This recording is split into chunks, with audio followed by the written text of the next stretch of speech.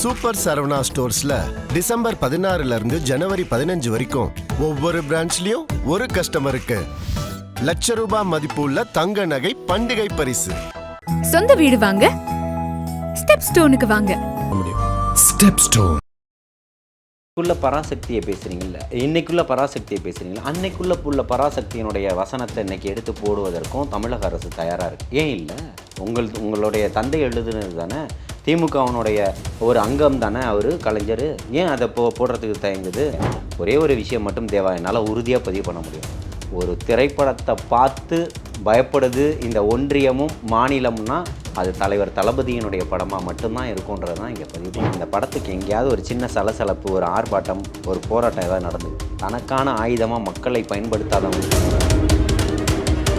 அதே மாதிரி மக்களுக்கு குரலும் கொடுக்காத தலைவரும் விஜய் அவர்கள் தான் விமர்சனம். எதில் குரல் கொடுக்கல? வாங்க, தங்கை அனிதாக்காக குரல் கொடுக்கலையா? தூத்துக்குடி துப்பாக்கிச்சூடுக்காக குரல் கொடுக்கலையா? நாகை மீனவர்களுக்காக குரல் கொடுக்கலையா? ஈழத்தமிழர் பிரச்சனைக்காக குரல் கொடுக்கலையா? தூய்மை பணியாளர்கள் போராட்டம் இத்தனை நாளாக இருக்குது.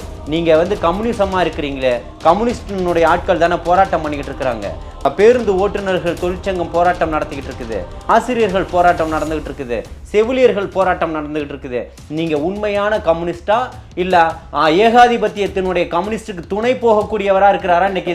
நான் என்ன கேட்குறேன்னா, 41 உயிரை எளிதாக கடந்து போக நான் சொல்லலை. ஏன்னா நான் ஒரு உயிருக்கும் போராடிக்கிட்டு இருக்கக்கூடியவன். சரிங்களா?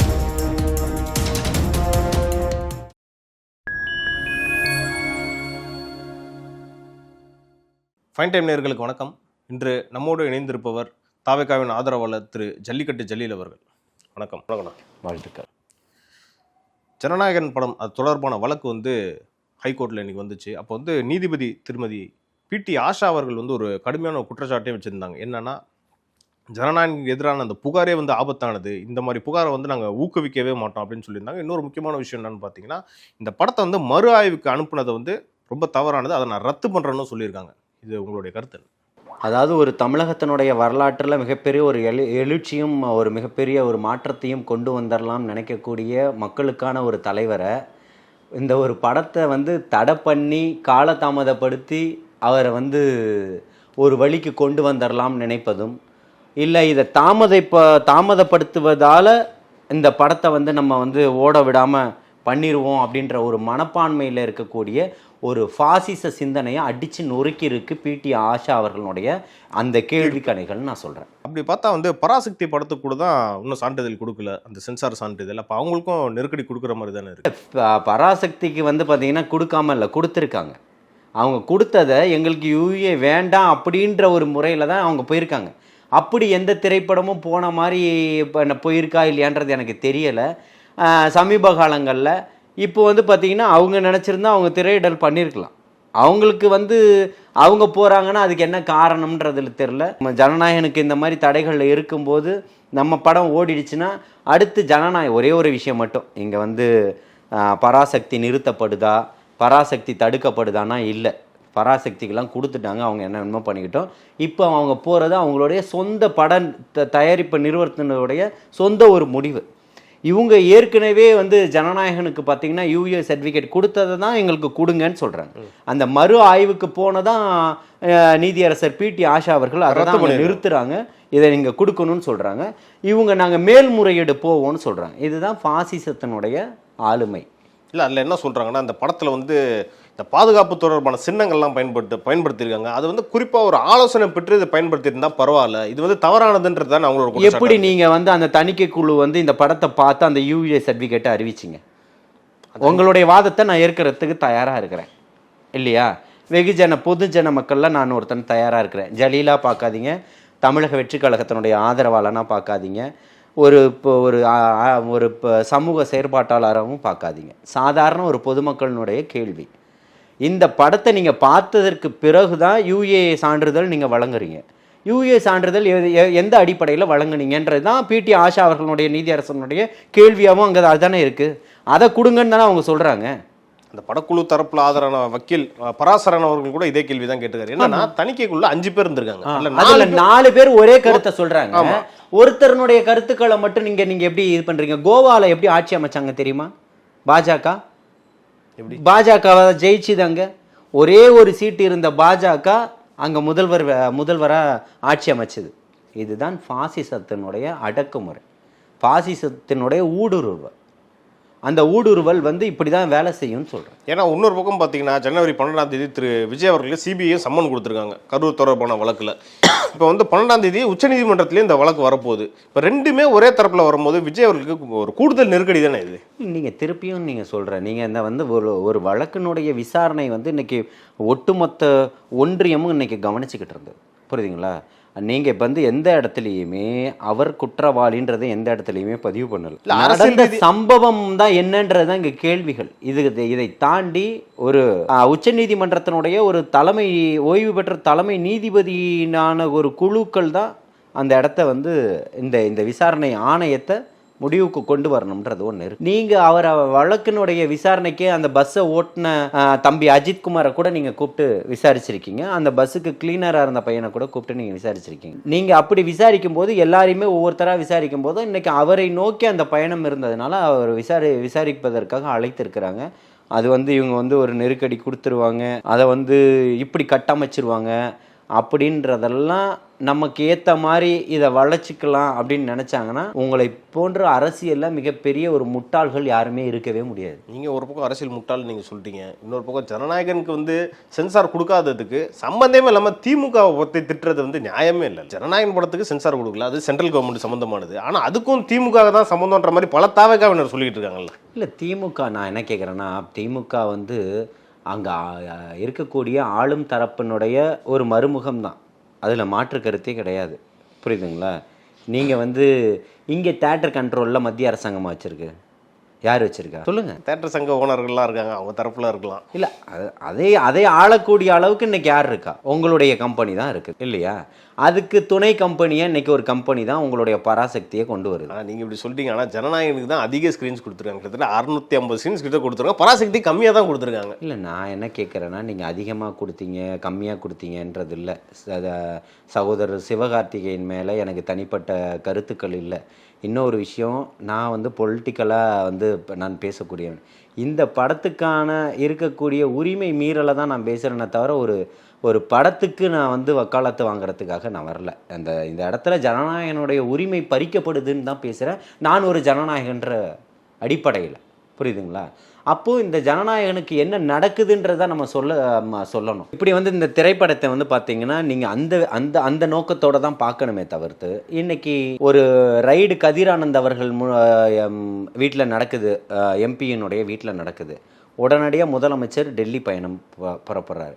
ஏன்றது இன்றைக்கி இருக்கக்கூடிய எல்லாத்துக்குமே தெரியும். அந்த மாதிரி இன்றைக்கி ஒரு திரைப்படம் இங்கே இதாகுது. அதுக்கு திமுக ஏன் மறைமுகமாக ஒரு அழுத்தங்களை கொடுக்க முடியாதுன்றது தான். இன்னும் ஒரே ஒரு விஷயம், இதுலேயும் திமுக வந்து அண்டர் கிரவுண்ட் டீலிங்ன்றீங்களா நீங்கள்? நிச்சயமாக உண்டு, அதில் மாற்று கருத்தே கிடையாது. நான் என்ன சொல்கிறேன்னா, அன்னைக்கு கலைஞர் எழுதின பராசக்தியினுடைய வசனத்தை இன்னைக்கு திமுக ஏற்று போடுமா? அந்த மாதிரி பார்த்தீங்கன்னா அன்னைக்குள்ள பராசக்தியை பேசுகிறீங்களா, இன்னைக்குள்ள பராசக்தியை பேசுகிறீங்களா, அன்னைக்குள்ள பராசக்தியினுடைய வசனத்தை இன்னைக்கு எடுத்து போடுவதற்கும் தமிழக அரசு தயாராக இருக்குது. ஏன் இல்லை? உங்களுடைய தந்தை எழுதுனது தானே, திமுகவினுடைய ஒரு அங்கம் தானே அவர் கலைஞர். ஏன் அதை போடுறதுக்கு தயங்குது? கலைஞர் எழுதிய கதை வசனத்தில் உருவான பாலைவன ரோஜாக்கள் சத்யராஜ் அவர்கள் நடித்தது. அவர் வந்து ஒரு பத்திரிகையாளராக நடிச்சிருப்பார். அது படத்தில் மதுவுக்கு எதிரான போராட்டங்கள் எப்படி இருக்கும்? இன்றைக்கி அந்த கதை வசனத்தை எடுத்து திமுக போடுவதற்கு தயாராக இருக்குதா? அப்போது நீங்கள் இன்றைக்கி திரைக்கு பின்னால் ஒரு விஷயத்தை பண்ணுறது தான், நீங்கள் மடைமாற்றம் பண்ணக்கூடிய விஷயத்தை தான் பண்ணுறீங்க. ஒரே ஒரு விஷயம் மட்டும் தேவா என்னால் உறுதியாக பதிவு பண்ண முடியும். ஒரு திரைப்படத்தை பார்த்து பயப்படுது இந்த ஒன்றியமும் மாநிலம்னா அது தலைவர் தளபதியினுடைய படமாக மட்டும்தான் இருக்கும்ன்றது தான் இங்கே பதிவு பண்ணி பயம்னு சொல்கிறீங்க. இன்னொரு பக்கம் பார்த்தீங்கன்னா என்ன ரீசன் பார்த்தீங்கன்னா, ஒரு பக்கம் சிபிஐ சம்மனு, இன்னொரு பக்கம் சென்சார் போர்டு இஷ்யூ. இது ரெண்டுமே யூஸ் பண்ணி என்டிஏ கூட்டணிக்குள்ளே திரு விஜய் அவர்களை வளைக்கணுன்றது அமித்ஷாவோட கணக்காக இருக்கா அப்படின்ற கேள்வியும் வருது. நான் என்ன கேட்குறேன், நீங்கள் உங்களை மாதிரி 1000 அமித்ஷாக்களை பார்ப்பதற்கு தயாராக இருக்கிறாங்க. இன்னைக்கு மக்களுடைய மனநிலை இன்றைக்கி அந்த பக்கம் இருக்குது. புரியுதுங்களா? தாங்கிட்ட இன்றைக்கி ஒட்டுமொத்த தமிழகத்தினையும் ஒரு அரசியல் சக்தியாக, மிகப்பெரிய ஒரு சக்தியாக எடுத்து கையில் வச்சுக்கிட்டு இருக்கிறாரு. இந்த படத்துக்கு எங்கேயாவது ஒரு சின்ன சலசலப்பு, ஒரு ஆர்ப்பாட்டம், ஒரு போராட்டம் ஏதாவது நடந்தது, தனக்கான ஆயுதமாக மக்களை பயன்படுத்தாதவன் தான் தலைவன். அதுதான் தலைவர் தளபதி. அதே மாதிரி மக்களுக்கு குரலும் கொடுக்காத தலைவரும் விஜய் அவர்கள் தான் விமர்சனம். எதில் குரல் கொடுக்கல? வாங்க தங்கை அனிதாக்காக குரல் கொடுக்கலையா? தூத்துக்குடி துப்பாக்கிச்சூடுக்காக குரல் கொடுக்கலையா? நாகை மீனவர்களுக்காக குரல் கொடுக்கலையா? ஈழத்தமிழர் பிரச்சனைக்காக குரல் கொடுக்கலையா? சுனாமி நேரத்தில் இறங்கி அவர் வந்து இது பண்ணலையா? திருநெல்வேலி மாவட்டங்களில் வெள்ளக்காடாக சூழ்ந்த போது இறங்கி அவர் வேலை செய்யலையா? இங்கே இருக்கக்கூடிய மக்கள் வெள்ளத்தில் பாதிக்கப்படும் போது வந்து அவர் வேலை செய்யலையா? பரந்தூர் விமான நிலைய பிரச்சனைக்காக அவர் வரலையா? டன்சனுக்காக அவர் இறங்கி பேசலையா? இங்கே நடக்கக்கூடிய போராட்டங்களுக்காக அவர் பேசலையா? எதுக்கு பேசலை? உங்கள் தலைவர் எதற்காக பேசியிருக்கிறார்? திமுகவுடைய தலைவர் கம்யூனிசத்தை பேசக்கூடியவர்கள். நேற்று பேசுகிற அண்ணன் சண்முகம் அவர்கள் நேற்று வந்து ஒரு அறிக்கை கொடுத்துருக்கிறாருன்னு நான் நினைக்கிறேன். என்ன அறிக்கை கொடுத்துருக்கிறாரு? தணிக்கை சான்றிதழ் வழங்காமல் இழுத்தடிக்கும் தணிக்கை வாரியத்திற்கு செயல் குறித்து சம்பந்தப்பட்ட ஜனநாயகனே வாய்மூடி மௌனியாக இருக்கிறாருன்னு கொடுத்துருக்கிறாரு. இவருடைய கருத்தை இவர் சொல்கிறாராமா, இந்த தூய்மை பணியாளர்கள் போராட்டம் இத்தனை நாளாக இருக்குது, நீங்கள் வந்து கம்யூனிசமாக இருக்கிறீங்களே, கம்யூனிஸ்டினுடைய ஆட்கள் தானே போராட்டம் பண்ணிக்கிட்டு இருக்கிறாங்க, பேருந்து ஓட்டுநர்கள் தொழிற்சங்கம் போராட்டம் நடத்திக்கிட்டு இருக்குது, ஆசிரியர்கள் போராட்டம் நடந்துகிட்டு இருக்குது, செவிலியர்கள் போராட்டம் நடந்துகிட்டு இருக்குது, நீங்கள் உண்மையான கம்யூனிஸ்டா இல்ல ஏகாதிபத்தியத்தினுடைய கம்யூனிஸ்டுக்கு துணை போகக்கூடியவரா இருக்கிறாரா? இன்னைக்கு இந்த சண்முகம் பதிவு பண்ணுவாரா? ஏகாதிபத்தியத்துக்கு அவங்க துணை போ. வெனிசுலா அதிபரை வந்து கடத்திட்டாங்க அமெரிக்கா, அது குரல் கொடுத்துருக்காங்கல்ல. வெனிசுலா அதிபரை கடத்தினதுக்கு குரல் கொடுத்ததுக்கும் இங்க இருக்கக்கூடியவர்களுக்கு போராடக்கூடியவர்களுக்கும் கோவகனுக்கு வித்தியாசம் தெரியலையா? இன்னைக்கு சாராயம் ஓடாம விட்டுருச்சா? இன்னைக்கு மது போதையினால, இன்னைக்கு கஞ்சா போதையினால ஒரு பையனை போட்டு வெட்டுறானுங்களே, எத்தனை அக்கா தங்கச்சியை பாலியல் வன்புணர்வு பண்றாங்க. கோவகனுக்கு எங்க இன்னைக்கு பாடுறதுக்கு நேரமும் தட்டுறதுக்கு மேலமும் இல்லாம போயிடுச்சா? நீ என்ன புரட்சியை பண்ணிட்டேன்னு கேட்குறேன். மக்கள் இலக்கிய பண்பாட்டு கழகம்னு வச்சிருக்கீங்களே, என்ன நீங்க புரட்சியை பண்ணிட்டீங்க? உங்களுடைய பாடல் அந்த அம்மாவுக்கு பாடினீங்க, உங்க காலு நனையலை மழை தண்ணி இல்லைன்னு சொல்லிட்டு தூக்கி உள்ள வச்சுது அந்த அம்மா. என்ன இன்னைக்கு பாடுங்க அதே பாட்டை. கோவகனுக்கு மானம் சூடு சொரணை ஈனம் இதெல்லாம் இருந்தா பாடுங்கன்னு சொல்றேன். மக்களை நேசிக்கக்கூடியவர்களாக இருந்தா பாடுங்க. இன்னொரு பக்கம் பார்த்தீங்கன்னா காங்கிரஸ் வந்து தொடர்ந்து விஜய் அவர்களுக்கு வந்து ஆதரவாக தான் பேசிக்கிட்டு இருக்காங்க. நல்ல நீங்கள் பார்த்தீங்கன்னா மாணிக்கம் தாக்கூர் ஒரு வீடியோவே விட்டுருக்காரு, இந்த படம் ஏன் ரிலீஸ் ஆகல, சென்சார் போர்டு கண்டனம் தெரிவிச்சுக்கிட்டு வராங்க. தொடர்ந்து திமுகவினர் இதை பார்த்து தான் கொஞ்சம் பயப்படுறாங்க, ஒருவேளை அவன் சரி சாஞ்சிருவாங்களோன்ற மாதிரி.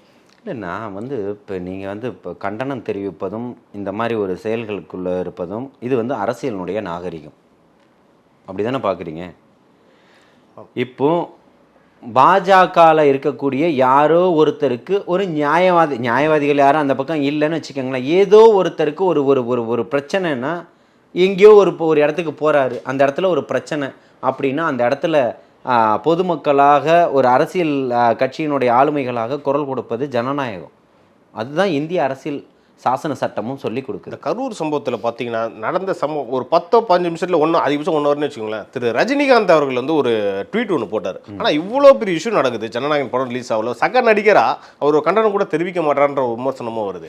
இல்லை, அதாவது இப்பவும் சொல்கிறேன், இந்த ஜனநாயகன் வந்து மக்கள் மத்தியில் மிகப்பெரிய பேசும் பொருளாக ஒரு எழுச்சியாக மாறிப்போன ஒரு விஷயம். இதுக்கு ரஜினிகாந்த் வந்து குரல் கொடுத்த உடனே அப்படியே தலைகீழாக மாறிடுன்றதெல்லாம் ஒன்றும் கிடையாது. இல்லை, ஒரு பெரிய நடிகர் சக நடிகருக்கு ஒரு ஆதரவு தேவையில்லை, இருங்க. ஒரு 2-3 ஆண்டுகளுக்கு முன்னாடின்னு நினைக்கிறேன், 4 ஆண்டுகள் கூட இருக்கும்னு நினைக்கிறேன், இந்த கொரோனா வேக்சின் போட்ட விஷயமா சம்பந்தமாக முதல்வர் அவர்களுடைய பேரனை வந்து ஏர்போர்ட்டில் நிறுத்தினதை கவனிச்சிங்களா? ஸ்பெயினுக்கு போனார், ஒட்டுமொத்த அரசு இயந்திரமும் ஓடி போச்சா? முதல்வரே போனார். அதுதான் சொல்கிறேன், ஒட்டுமொத்த முதல்வர் போகிறதுனால தானே ஒட்டுமொத்த அரசு இயந்திரங்களும் ஓடுது. ஆனால் என் அக்கா தங்கச்சிங்க இங்கே சாலையில் இறங்கி போராட்டம் பண்ணிகிட்டு இருக்காங்க, சாக்கடையில் இறங்கி போராட்டம் பண்ணிகிட்டு இருக்கிறாங்க.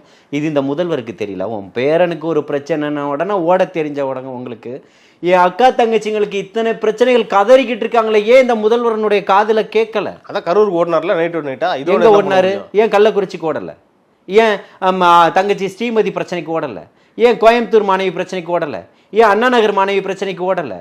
நேற்று நடந்த இந்த ஒரு வடமாநில கூலி தொழிலாளியில் வெட்டுனீங்கிற அந்த வெட்டு ஏன் போகலை? அந்த கூலி தொழிலாளியை பாதுகாத்து அவனை காப்பாற்றி அனுப்ப வேண்டியது தானே ஜனநாயக கடமை. ஏன் அவனை உடனே ராத்திரியோட ராத்திரி அவங்க ஊருக்கு அனுப்புனீங்க? ஒரு பள்ளிக்கூடம் திருவள்ளூர் மாவட்டத்தில் சுவர் இடிந்து விழுந்து 2 பசங்க சாக வேண்டிய இடத்துல ஒரு பையன் சிக்கி ஒரு பையன் உயிர் இழந்துட்டானே, ஏன் போகலை நீங்களும் உங்களுடைய கல்வித்துறையும்? ஏன் தேவா இத்தனை கேள்விக்கு மௌனமாக இருக்கீங்க? முதல்வருக்கு பல பணிகள் இருக்கும், அதெல்லாம் அமைச்சர்கள்லாம் போயிருக்காங்க, நிர்வாகிகள்லாம் போயிருக்காங்கல்ல.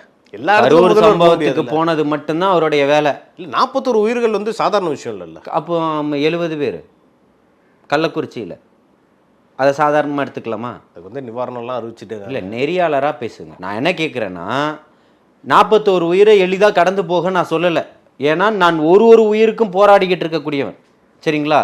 ஆனால் 70 உயிரை கடந்து போயிடலான்னு சொல்கிறீங்களா? சமூக நீதியை தானே பேசுகிறீங்க. வேங்கை வயலில் பிரச்சனையை தீர்த்துட்டீங்களா? அந்த தொட்டியில் தண்ணியை வாங்கி தரேன், நீங்கள் குடிக்கிறதுக்கு தயாராக இருக்கிறீங்களா? யாருமே தயாராக இல்லை. ஆனால் இன்றைக்கி அந்த மக்கள் குடிச்சிக்கிட்டு இருக்காங்கல்ல, அதுக்கு என்ன சொல்ல வரீங்க? அந்த விஷயத்தில் பார்த்தீங்கன்னா குறிப்பாக அந்த வேங்கவேல் விஷயத்தில் திருமாவளவன் அவர்கள் கூட சரியாக வந்து குரல் கொடுக்கல. எப்படி கொடுப்பாரு அப்படின்ற விமர்சனமும் எப்படி கொடுப்பாரு? ஏகாதிபத்தியத்தினுடைய ஸ்டாலினுடைய கூட்டணியில் இருக்கும்போது அண்ணனால எப்படி கொடுக்க முடியும்? கம்யூனிஸ்டுகள் இன்னைக்கு தரங்கட்ட ஒரு பதிவு போடுறீங்களே, ஒரு படத்துக்காக நீங்க இன்னைக்கு வாய் திறந்து பேசுறீங்களே, ஏன் அங்க இருக்கக்கூடிய உங்களுடைய உரிமைக்காக போராடக்கூடிய தொழிலாளர்களுக்காக ஏன் பேச மறுக்குது இந்த கம்யூனிசம்? இந்த கம்யூனிசம் யாருக்கான கம்யூனிசமா இருக்குது? இது யாரை படிச்சுட்டு அந்த கம்யூனிசமா இருக்குது? இதைதான் மார்க்ஸ் எழுதினாரா? இதைதான் ஃபெடரல் காஸ்ட்ரோ பேசினாரா? இதுக்காக தான் சேகுவேரா உழைச்சாரா? இதுக்கு தான் தந்தை ஜீவா உழைச்சாரா? யாரை பத்தி பேச போறீங்க? ஐயா நல்ல கண்ணு அதுக்கு தான் உழைச்சாரா? யாரை பத்தி நீங்க பேச போறீங்க? இன்னைக்கு இருக்க கம்யூனிஸ்ட் வந்து அழிவு பாதைக்கு போகுதுன்றதை நீங்க ஒத்துக்கிறீங்களா? இன்னைக்கு எங்க இருக்கு கம்யூனிஸ்ட் தேவா? அதை சொல்லுங்க. சிகப்பு துண்டு போட்டுட்டா நீங்க கம்யூனிஸ்ட் ஆயிட்டீங்களா? அர்த்தமா? அந்த கொள்கை பிடிப்பே இல்லைங்கிறீங்களா யாருக்கும்? தேவா நான் சொல்றது புரியலையா உங்களுக்கு? ஏன் டயர்டாக்குறீங்க? அங்க இருக்கக்கூடியவன்லாம் யாரு? போராடக்கூடியவன் அத்தனை பேரும் யாருன்னு கேட்கிறேன். இன்னைக்கு பஸ் தனியார் மயமாக்கி வித்துட்டீங்களே, மானமும் ரோசமும் இருந்தா இறங்கி போராடி இருக்கணுமா இல்லையா? இந்த கம்யூனிஸ்ட் எங்களுடைய உரிமைகளையே பறிக்கப்படுதுன்னு சொல்லிட்டு ஒவ்வொருத்தனும் சாலையில இறங்கி இத்தனை லட்சக்கணக்கான மக்கள் போராடிக்கிட்டு இருக்கிறாங்க. செவிலியர்கள் போராட்டம் நடந்துகிட்டு இருக்கு, ஆசிரியர்கள் போராட்டம் நடக்குது. நேத்து நடந்ததா இல்லையா? எக்மோர் பாலத்துல என்ன பண்ணிட்டீங்க? நேத்து வரைக்கும் நடந்திருக்குல்ல. செவிலியர்கள் போராட்டம் நடக்குதா இல்லையா? தூய்மை பணியாளர்கள் போராட்டம் நடக்குதா இல்லையா? போக்குவரத்து தொழிற்சங்கத்தினுடைய போராட்டம் நடக்குதா இல்லையா? எங்க பார்த்தாலும் போராட்டம் தான். இவங்கெல்லாம் யாரு? கம்யூனிஸ்டுகள் தானே. ஒவ்வொரு கட்சிகளிலும் இருக்கலாம், கம்யூனிஸ்டுகள் தானே அதிகமா இருப்பாங்க. ஏன் கேட்கல? மானத்தோட இருக்கக்கூடிய கம்யூனிஸ்டுகளா இருந்தா நீங்க அடுத்த நிமிஷம் வெளியில வந்திருக்க வேண்டாமா? வந்திருக்கணுமா வேண்டாமா? தூய்மை பணியாளர்கள் தளபதியை சந்திச்சு பேசுறாங்க, செவிலியர் கூட்டமைப்பு பேசுறாங்க, ஜாக்டோ ஜியோ அமைப்பு பேசுது, தொழிற்சங்கத்துல இருந்து பேசுறாங்க. அப்ப இன்னைக்கு உங்களை நம்புறாங்களா? கம்யூனிஸ்ட் நீங்க லேப்டாப்பும் 3000 கொடுத்துட்டா உங்களுக்கு ஓட்டை கொண்டு வந்து உங்களுக்கு போட்டுருவான்ற எண்ணம். அவன் லேப்டாப்பை வாங்கின அடுத்த நிமிஷம் அப்படியே வந்து இது பண்ணி அதுக்கு ஒரு சகோதரன் ஒருத்தன் வீடியோ போடுறான், பார்த்தீங்களா? லேப்டாப் வாங்கின உடனே அதில் வந்து அவர் தலைவர் தளபதி இவர் விஜய் படத்தை வச்சுட்டாங்க. அப்போ உங்களுக்கு தான் லேப்டாப் வந்து கிடைச்சிருக்குது, நீங்கள் வந்து அவரை தான் விமர்சனம் பண்ணுறீங்கன்னு. பைத்தியம். படிக்கக்கூடியவனுங்களுக்கு கொடுத்துருக்குற அவன் மானசீகமாக தலைவனா தளபதியை ஏற்றுக்கிட்டு இருக்கிறான். ரெண்டுத்துக்கு வித்தியாசம் இருக்குன்னு சொல்கிறேன். 4.5 ஆண்டுகள் ஏன் கொடுக்கல? 11ஆம் வகுப்பும் 12ஆம் வகுப்பும் படிப்பவர்களுக்கு தானே கணினி அவசியம் தேவைப்படுது, லேப்டாப் தேவைப்படுது. நீ யாருக்கு கல்லூரியை முடிச்சுட்டு வெளியில வரவனுக்கு லேப்டாப் தேவைப்படுது? அப்போ நீ வந்து ஓட்டு அரசியலுக்காக தானே அத்தனையுமே பண்ணியிருக்கீங்க. சரி, இதை கூட வந்து திரு விஜய் அவர்கள் வந்து கேட்கலன்ற அந்த கேள்வியும் வருது. எதை கேட்கணும்? ஊர் ஃபுல்லாக நாறுது, இதை என்ன கேட்கணும்? நான் கேட்குறேன், பதில் சொல்லு. அப்புறமா என்னுடைய தலைவன் பதில் சொல்லுவார். என் கேள்விக்கு பதில் சொல்லு. அதுக்கே உங்களுக்கு திராணி இல்லையே சொல்றதுக்கு. நீங்க இப்படி சொல்றீங்க. திருமாவளவன் என்ன சொல்றாருன்னா, 35 வருஷமா உங்களுக்கு நான் அரசியல் கற்றுக் கொடுத்துட்டு இருக்கேன், ஆனா அவனை சொல்லி கொடுத்ததே நானு. பால்வாடி தலைவர் ஒருத்தர் இருக்காரு, அவர் பின்னாடி போறீங்களேன்ற மாதிரி இந்த 35 வருஷமா அரசியல் கற்றுக் கொடுத்து பால்வாடி தலைவருக்கு பின்னாடி போவதற்கு நீங்க என்னென்ன அரசியலை கற்றுக் கொடுத்தீங்க? அண்ணன் திருமா அவர்களே சொல்லுங்க, உங்களை நானும் நேசிக்கக்கூடியவன் தான், சொல்லுங்கன்னு சொல்றேன். PhD வரைக்கும் அரசியல படிக்க உங்களுக்கு சொல்லி PhD வரைக்கும் படிச்சவன் தானே அப்ப போயிருக்கான். PhD வரைக்கும் படிச்சவன் தானே போயிருக்கான். நீங்க இந்த கூட்டத்தை என்ன சொல்ல வரீங்க? அதை சொல்லுங்க. நன்றி இல்லையான்னு கேக்குறேன். தற்கூரின்னு சொல்றீங்களா? அப்படி இல்ல, எனக்கு வந்து நீங்க நன்றியா இல்ல, தனியா நில்லுங்க. அண்ணன் ஏன் தனியா நிக்கல? இத்தனை அடக்குமுறைகளும் ஒடுக்குமுறைகளும் மக்களுக்கு கொடுங்கால ஆட்சி நடந்துகிட்டு இருக்குது இல்ல, இதையே அண்ணன் கேட்க மறுக்கிறீங்கன்னு கேட்கிறேன். நியாயமா இல்லையா? நீங்க ஆட்சியிலே அதிகாரத்திலே பங்குன்னு சொல்லியும் திருமாவளவன் வரலனா அப்ப வந்து தாவேகா மதிக்கலன்னு தானே அர்த்தம். தாவேகாவை மதிக்கலன்னு அர்த்தமா, நம்ம அடிமையா கடக்கிறோம்னு அர்த்தமா? ரெண்டுத்துக்குமே வித்தியாசம் இருக்குல்ல. நீங்க எங்களை ஏன் மதிக்காம போங்க, அது இல்லை பிரச்சனை. கூட்டணிக்கு வருவாங்கன்னு கட்சி ஆரம்பிச்சாரு, இன்னைக்கு மக்களுக்காக வந்து நிற்கிறாங்க. இப்போ அவருடைய புலம்பல் இங்க உங்களுக்கு கேட்குதா? எல்லாரும் போறீங்கன்னு போயிட்டாங்கன்றது புரியுதா உங்களுக்கு? இந்த பிஜேபி இன்னைக்கு இந்த அளவுக்கு சென்சார் போர்டு இந்த அளவுக்கு ஒரு கண்ட்ரோலில் வச்சுக்கிட்டு இத்தனை விஷயங்கள் பண்ணுதுன்றதை நீங்க நம்புறீங்களா? அப்போ எது பிஜேபியினுடைய பி டீம்னு திமுக இத்தனை நாள் ஒரு திரைப்படம் போல போட்டு அத்தனை பேரும் காட்டிக்கிட்டு இருந்தாங்களோ அது இல்லைன்றது உங்களுக்கு இன்னைக்கு புரிஞ்சிருச்சா? திமுக அமைச்சர் மந்திரிக்கு மேலேயும் ஒரு பக்கம் சிபிஐ ரைட்ல நடந்துக்கிட்டு தானே இருக்கு. அவங்க மேலே அடக்குமுறை ஏவப்பட்டு தானே இருக்கு. அவங்க அடக்குமுறைகள் ஏவப்படட்டும், அதெல்லாமே இருக்கட்டும். யாராவது இப்போ உள்ள போயிட்டாங்களா? ஜெயிலில் உட்காந்துக்கிட்டு 6 மாசம் அமைச்சராக இருந்தது திமுகவில் தானே. வரலாறுகள் பேசும்ல. அப்போ இந்த ஜனநாயகன் ரிலீஸ் ஆகாததற்கும் பாஜகவுக்கும் விஜய் அவர்கள் சொல்லக்கூடிய கருத்து என்னவா இருக்க போகுது? ஜனநாயகன் தான் மீண்டு வருவான். மீண்டு வந்து அடி எப்படி இருக்குன்றீங்க? மரண மாஸ் தான், அதில் ஒன்றும் மாற்று கருத்தே இல்லை. இன்றைக்கி மக்கள் கையில் இருக்கு. இப்போது நான் வந்து எந்த படத்தையும் வந்து பார்த்திங்கன்னா முதல் காட்சிகள்லாம் போய் பார்த்ததெல்லாம் கிடையாது. அதே மாதிரி இப்போ வரப்போகுது, வரத்துக்கு முன்னாடி அந்த படத்துக்கு போகணும் அப்படின்றதெல்லாம் பெருசாக எந்த ஆர்வமும் காட்டினதில்லை. ஆனால் இப்போ இந்த படத்துக்கு போகணுன்ற மாதிரி ஒரு எண்ணம் எனக்கு தோணுது. அது என்னுடைய தனிப்பட்ட கருத்து தான். புரியுதுங்களா? ஜனநாயக படம் ரிலீஸ் ஆகிற அன்றைக்கி தான் உங்களுக்கு பொங்கலுங்கிறீங்களா? ஏன் அடக்குமுறையை கொண்டு வரீங்கன்றது தான். அடக்குமுறையை உடைப்பது தான் எங்களுடைய வேலைன்னு சொல்கிறேன். நான் அதற்காக பேசக்கூடியவன் தான். இந்த 25 ஆண்டுகளும் உங்களுடைய அடக்குமுறைக்கு எதிராக தான் நான் போராடி இருக்கேன். உங்களுடைய அடக்குமுறையை எதிர்த்து பேசி தான் வழக்குகளை வாங்கியிருக்கிறேன். அப்போ ஏன் இங்கே அடக்கப்படுதோ நான் அதன் பக்கம் தான் நிற்பேன். இன்னைக்கு தொழிலாளர்கள் அடக்கப்படுறாங்களா ஒடுக்கப்படுறாங்களா அந்த பக்கம் தான் நான் நிற்பேன், குரல் கொடுப்பேன். அதுதான் இன்னைக்கு தலைவர் தளபதி பண்றாரு. இன்னைக்கு அந்த படம் அடக்கப்படுது, ஒடுக்குமுறைக்கு ஆளாக்கப்படுதுன்னா நான் அதுக்காக தான் பேசுவேன். நீங்கள் சொல்கிறது பார்த்தீங்கன்னா பெரியார் அவர்கள் சொன்ன ஒரு கருத்தும் நீங்கள் சொல்லியிருக்கீங்க. இன்னொரு சைடு என்ன சொல்கிறாங்கன்னா பழனியப்பன் என்ன சொல்கிறாருன்னா பெரியார்னா என்னன்னே தெரியாது, தாவேக்காக பேசுறவனை போய் நீங்க வந்து சபையில கொண்டு வந்து பேசுறீங்க. பழனியப்பன் எங்கேயாவது காசு வாங்காம பேசிட்டான்னு சொல்லுங்க, நான் ஏத்துக்கிறேங்க. எந்த நிகழ்ச்சியிலாவது நீ செலிபிரிட்டி, நீ காசு வாங்கிட்டு பேசக்கூடிய ஒரு ஆளு, யாரை பத்தி கேட்டாலும் பேசுவ, உனக்கு காசு கொடுத்தா பேசுவ. அப்படியா பேசணும்? வலியும் வேதனையும் உள்ள இருந்து வரணும் தேவா. நாங்க எங்கேயும் போற இடத்துல உங்களை மாதிரி சேனல்ல கூட டீயை தவிர்த்து நாங்க வேற எதுவும் அனுபவிச்சது கிடையாது. இல்ல, புரியுதுங்களா? நான் இதுக்கு நிறைய வித்தியாசம் இருக்கு. நான் பேசுறதுக்கும் பழனியப்பன் பேசுறதுக்கும் நிறைய வித்தியாசங்கள் இருக்கு. உங்களுடைய அறிவு சிந்தனையை வச்சு நீங்க இருக்கக்கூடிய உலக அரசியல் தலைவர்களை நீங்க பேசலாம், ஈர்க்கக்கூடிய பேச்சுக்கள் உங்கள்கிட்ட இருக்கலாம். ஆனா அது காசுக்கான பேச்சு தானே. ஆனா பெரியாருடைய கொள்கையை முழுசா உள்வாங்கிய ஒரே கட்சி தாவேகா தான்றீங்களாப்பா? இன்னைக்கு ஒரு தலைவனுக்கு தேவை அப்படின்றதுக்காக தன்னுடைய மக்களை தவற எந்த இடத்துலயாவது பயன்படுத்தி இந்த ஜனநாயகனுக்காக போராட்டம் பண்ணுங்கன்னு எங்கே விட்டாரா? அத்தனை பேரும் அமைதியா இருக்காங்களா இல்லையா? இது அரசியல் படுத்தப்பட்டதா இல்லையா? இப்போ யார் அரசியல் மயப்படுத்தி இருக்கிறா கூட்டத்தை? யார் அரசியல் படுத்தியிருக்கா? தலைவர் தளபதி தானே அரசியல் படுத்தியிருக்கிறாரு மக்களை. பொறுத்திருந்து பார்ப்போம். ஜனநாயகன் படம் வந்து இந்த இயரிங் வந்து மண்டே வருது சுப்ரீம் கோர்ட்டில். வந்ததுக்கப்புறம் ஜனநாயகன் படம் எப்போ ரிலீஸ் ஆகுது, ரிலீஸ் ஆனதுக்கப்புறம் அதில் பேசப்பட்டிருக்கக்கூடிய கருத்துக்கள் அரசியல்லாம் எப்படி இருக்குன்றதை பார்த்துட்டு நம்ம அதை பற்றி அடுத்த ஷோவில் நம்ம மீண்டும் விவாதிக்கலாம். நன்றி, வாழ்த்துக்கள்.